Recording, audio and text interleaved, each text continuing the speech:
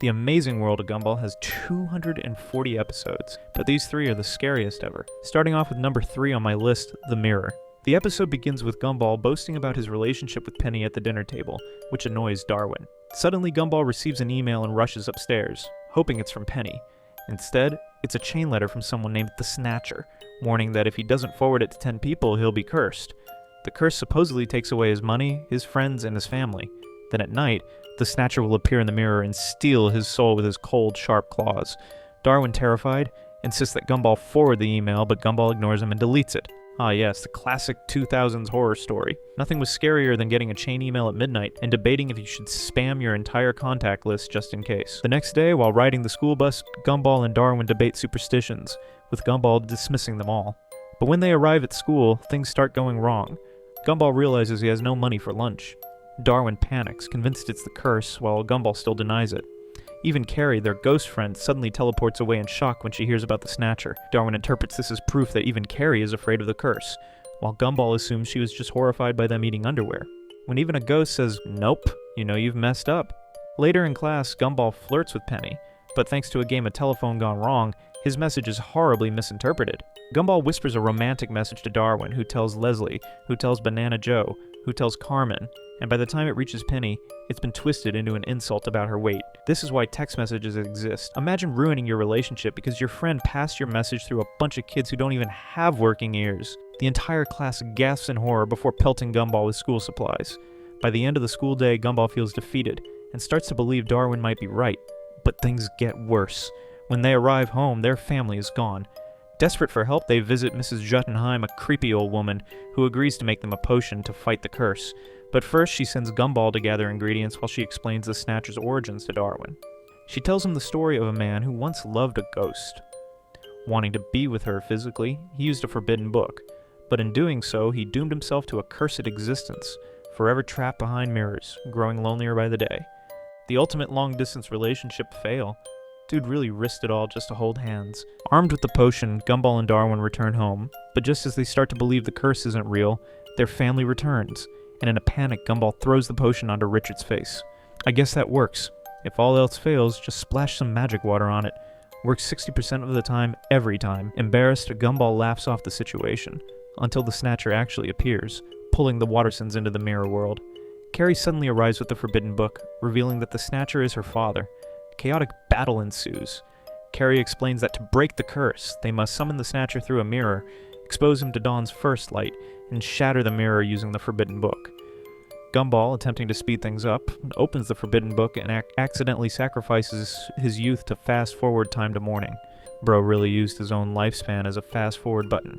This is why patience is important. Darwin, trying to help, flips through the book and attempts to make Gumball eternally beautiful, but instead, he accidentally kills him. That moment when you're just trying to be helpful and it's better to maybe just not. In turn, Gumball sacrifices his body to bring Darwin back to life. Reaching the attic, they summon the Snatcher, trap him in the sunlight, and Carrie smashes the mirror with the forbidden book, freeing the Wattersons.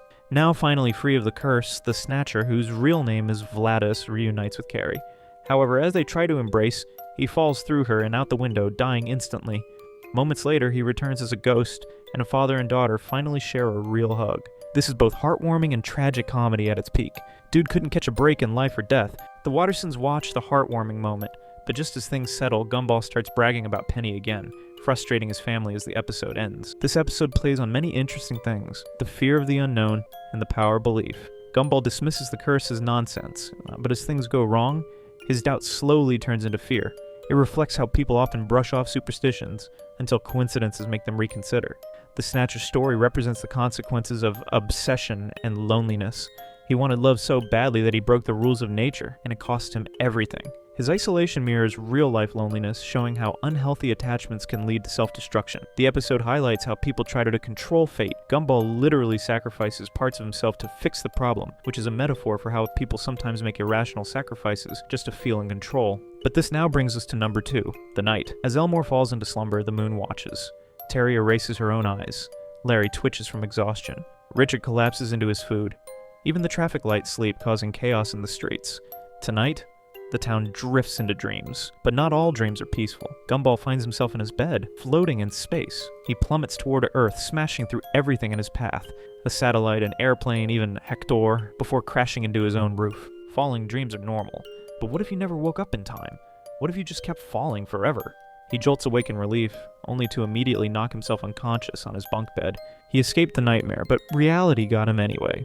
Mr. Small drifts off, embracing the vast world of dreams, flying, swimming, endless freedom. Instead, he wakes up in a tiny, suffocating box. A clock ticks. The walls feel like they're closing in. He tries to scream, but his voice barely escapes. Even the most free-spirited minds have cages. His subconscious just built one with no doors. Banana Joe chases his own rear like a dog, until he splits in half. His two halves regenerate, one with two faces, the other with two butts. The face half chases the butt half in terror. He wakes up only to find he actually split in real life. What if the version of you that wakes up isn't the real you? What if a piece of you stays behind? Nicole lounges on a peaceful beach, the waves lapping at her feet. Then the ground quakes. The wind howls. A tsunami rises. Back in reality, Richard is snoring so violently that it shakes their bed. And then he rolls over, completely crushing Nicole beneath him. Meanwhile, Richard's dream? He's a lump of dough being kneaded into a bun. One mind is suffocating, trying to escape. The other, blissfully unaware. Nightmares aren't always shared. Darwin dreams he's sleeping in his fishbowl. The only difference, it's slightly bigger. Even in his wildest dreams, he doesn't want freedom, just a little more space in his cage. Larry's dream. Or nightmare. Larry's subconscious collapses in on itself. First, Richard dances as a giant bun. Then he explodes. Larry wakes up in an apocalyptic wasteland. Then he wakes up naked. Then his mouth is sewn shut. Then Donut Cop looms over him. Still convinced he's dreaming, he laughs hysterically, licks Donut Cop's face, and mocks him like a lunatic. Then cut to Larry in an actual jail cell, screaming. He's worked for so long, his brain doesn't believe reality exists anymore. When sleep becomes a trap, does waking up even matter? Hector dreams he's finally normal-sized. He can take the bus, wear clothes, sit in class. He can hug people without hurting them. But in reality, he's sleepwalking, crushing buildings, sending people screaming. He thought his size was the problem. Turns out it was the only thing protecting the world from him. Carrie wakes up in a bright, colorful world. Sunshine, singing flowers, rainbow roads. She screams in horror. Even the afterlife has its own hell. For Carrie, it's pastel-colored and smiling. Terry walks through school, then realizes she's completely naked. She runs, desperate to hide, but every attempt fails. She grabs a pencil, tries to draw clothes onto herself, but nothing appears. The fear isn't just embarrassment, it's powerlessness. The moment you realize you can't wake up, we see Aeneas in bed, hugging Daisy the donkey. The screen fades into a dream, but it's not Aeneas' dream. In this world, Daisy is alive and Aeneas is the doll. Daisy force feeds Aeneas, drowns her, drags her behind a car. Aeneas, battered and broken, whispers, "Please, end this." Daisy hugs her tight. Never. Cut back to the real world. Daisy stares at the screen. That was my dream. What happens when a toy has dreams? What happens when it wakes up? What is reality anymore? Sussy wakes up, only to realize she's not real. She watches in horror as her face is removed, revealing she's just a human chin in motion capture. She screams, running off screen, panicking. Is she okay? This is dream horror at its peak. Imagine realizing mid-dream that you're not even a real person, just someone's chin. What if you woke up but the real you never did? Alan's dream's disturbing, rotting fruit, unsettling clown statues, a hand with an eye in the center, someone scraping their nails on a chalkboard. Yet Alan himself, peacefully humming in his sleep. What kind of mind dreams of pure horror and smiles through it? As dawn approaches, the moon wraps up his narration. The night is over. But some dreams don't stay behind when you wake up. Dreams are supposed to be a place of escape, a world where we can be anything, do anything. But the night reminds us that the mind has a will of its own, and it shows us what we fear, what we crave, what we refuse to admit. Gumball's fall never ends. How many times have you woken up just before impact? What if one night you don't? Larry keeps waking up over and over. What if you're still dreaming right now? Daisy. What else might? Your toys, your reflection, something watching you from the corner of your room? Alan's nightmare is pure horror, but he smiles through it. What if you've seen things too awful to process, so your mind locks them away, making you believe you're okay? You tell yourself that nightmares aren't real, that they end when you wake up. But what if they don't? What if the real nightmare isn't being trapped in a dream, but waking up and realizing you never left? And now for the scariest of all, which is collectively agreed upon by like everyone. The joy. On a gloomy Monday morning, Richard and Aeneas are having breakfast when Gumball and Darwin storm into the kitchen, scowling. Without a word, they slam into the table, sending food flying before stomping off. Something about this already feels wrong. There's no yelling, no arguing, just pure, unfiltered negativity. Analyst, worried about her brother's bad moods, asks Richard to hug them. Richard agrees, offering a wonder hug. Gumball and Darwin, skeptical, try to resist, but Richard pulls them in anyway. The result? A massive, blinding rainbow explosion engulfs the house. Hugs shouldn't come with detonation-level side effects. What Richard just did wasn't comforting. It was an event. Happiness shouldn't feel this powerful. Later that morning at Elmore Junior High, Miss Simeon lurks in her office, watching her students through security cameras while playing a melancholy song on cassette. She delights in their misery, until she notices something wrong. Gumball and Darwin are too happy. In class, the boys auto-tune sing, giggle uncontrollably, and collapse into fits of laughter. Then Gumball grabs Darwin's arm, mistakes it for a nose, and bursts into hysterics. His laughter turns into violent coughing as thick rainbow-colored liquid spills from his mouth. Miss Simeon watches in growing horror. Laughter shouldn't look like this. Can we all agree that there's something unnatural about joy that literally forces its way out? Something isn't right. Panicked, Miss Simeon barges into Principal Brown's office, where she finds him recording himself doing something embarrassing with a broom. Ignoring it, she warns him about a joy outbreak. Principal Brown dismisses her paranoia, but Miss Simeon is determined. She steals his camcorder and sets out to prove the infection is real.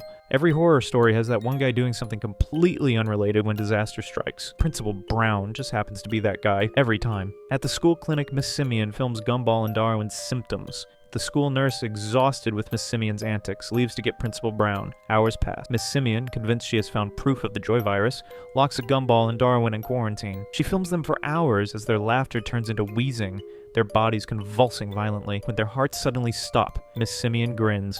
She is undeniable proof. She isn't horrified. She isn't shocked. She smiles. This isn't just about proving a point anymore. She wanted to see this happen. The moment joy became lethal, she was fascinated. But as she rushes to show Principal Brown, he accidentally opens the quarantine, releasing the infected boys. And now, the infection spreads. Gumball and Darwin pounce on Principal Brown and the school nurse, hugging them. Their expressions twist into unnatural grins. They laugh too hard. Rainbow liquid spills from their mouths. No one fights back. No one screams. No one runs. That's what makes it terrifying. It isn't an attack.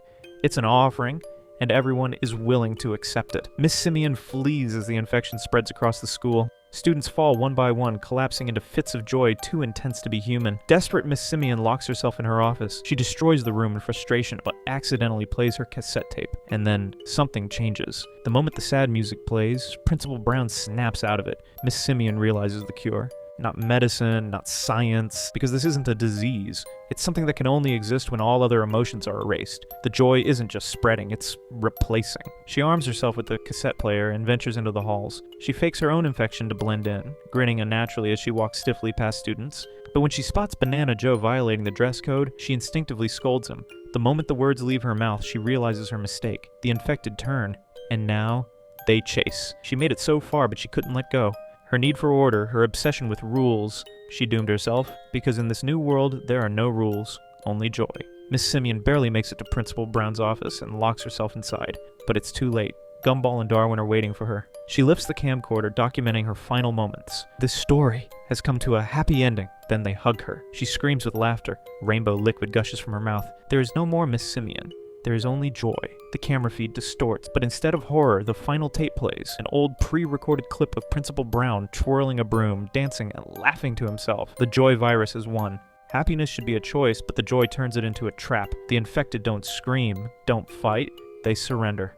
This reflects a real fear, forced happiness. Society expects people to smile through exhaustion, pretend they're okay, and accept joy even when it feels wrong. Miss Simeon fights it. She struggles. But in the end, even she succumbs. And what if, one day, you woke up and everyone around you was smiling just a little too wide? What if you feel arms around you? Warm, welcoming, inescapable, and suddenly, you're smiling too? Like the video?